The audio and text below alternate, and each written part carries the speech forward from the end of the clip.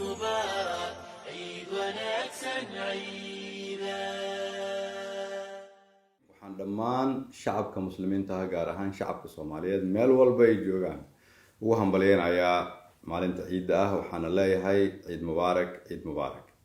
ciidani waxay ku soo aadaysaa iyadoo adduunyadu ay la daalaa-dhacayso sidii la isugu dayi lahaa in wax looga qabto cudurkan adduunyada aafeeyay ee loo yaqaano COVID-19, iyadoo dowladda Soomaaliyeed dhammaan hay-adahooda iyo shacabka Soomaaliyeed meel walba ay joogaan ay isu gurmadeen si looga hortago cudurkaas, ayaa weli haddana waxaa muuqata calaamadihiisii inay sii socdaan.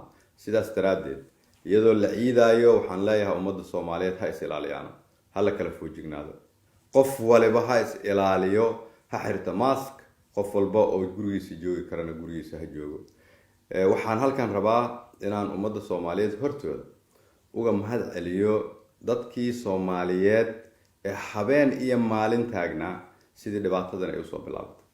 waxaa ugu horeeya wasaaradda caafimaadka iyo dhakhaatiirta Soomaaliyeed, gaar ahaan dhakhaatiirta Soomaaliyeed ee ku afurayay isbitaal Martiini, u taagnaa inay dad Soomaaliyeed badbaadiyaan, aan arkin qoysaskooda, aan arkin caruurtooda, laakiin go-aansaday inay safka hore dagaal ka galaan, dagaalkaasoo la mid a kan xabadda la isu dhigo. waxay naga mudan yihiin ammaan iyo wanaag. anigoo ku hadlaya dhammaan magaca xukuumadda waxaan leeyahay mahad iyo sharaf ayaad ummadda Soomaaliyeed usoo jeedaan.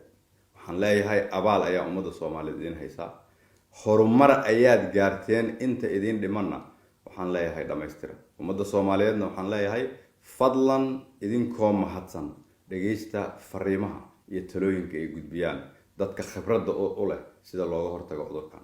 mar labaad waxaan leeyahay ciid mubaarak. ummadda Soomaaliyeed ha ducaysato, ha isgarab istaagto si aan uga gudubno cudurkan ummadda aafeeyay. waa mahadsantihiin. wassalaamu calaykum waraxmatullahi wabarakaatu.